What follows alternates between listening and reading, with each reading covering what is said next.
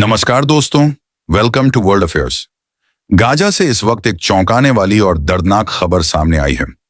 जहां एक तरफ इजराइल और हमास के बीच हुए युद्ध विराम से लोगों को राहत की उम्मीद थी, वहीं अब खुद हमास ने अपने ही लोगों के खिलाफ खून की होली खेलनी शुरू कर दी है।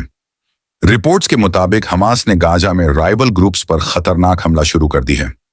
जानकारी के अनुसार हमास ने कम से कम 8 लोगों को फायरिंग स्क्वाड के जरिए मार डाला, यानी खुलेआम गोली मारकर हत्या कर दी। इन सब पर आरोप था कि वो हमास के विरोधी गुटों से जुड़े हुए थे। बताया जा रहा है कि यह कार्रवाई उस वक्त हुई जब हाल ही में इजराइल और हमास के बीच अमेरिकी मीडिएशन में सीज फायर हुआ था।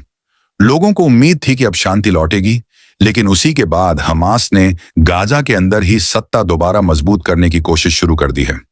गाजा के साबरा इलाके में रविवार शाम को हमास के सुरक्षा बलों और डोगमुश कबीले के बीच जबरदस्त गोलीबारी हुई। चश्मदीदों के मुताबिक करीब 200 हमास सैनिक इस ऑपरेशन में शामिल थे और रात करीब 9:30 बजे तक भारी फायरिंग चली। कई लोग मारे गए और दर्जनों घायल हुए। हमास प्रशासन ने खुद माना है कि दोनों तरफ से जानें गई हैं। सरकार का कहना है कि डोगमुश कबीला इजराइल से जुड़ा हुआ है और युद्ध के दौरान कई अपराधों में शामिल रहा। वहीं डोगमुश परिवार ने इन आरोपों से इनकार किया है।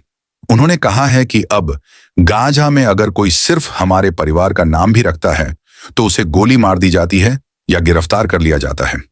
दरअसल हमास और डोगमुश कबीले की कंट्रोवर्सी नई नहीं है। 2007 में गाजा पर कब्जे के बाद से ही हमास का कई कबीलों के साथ संघर्ष चलता आया है। अब युद्ध विराम के बाद हमास फिर से अपनी पकड़ मजबूत करने के लिए विरोधी कबीलों पर हमला कर रहा है। गाजा में फिलहाल हालात बेहद स्ट्रेसफुल हैं। हमास ने सामान्य माफी की घोषणा की है उन लोगों के लिए जिन्होंने युद्ध के दौरान हत्या नहीं की, लेकिन सवाल यह है, क्या ये माफी वास्तव में शांति लाएगी या सिर्फ डर का नया दौर शुरू करेगी? अगर आप गाजा और मिडिल ईस्ट की घटनाओं पर नजर बनाए रखना चाहते हैं तो चैनल को सब्सक्राइब करें।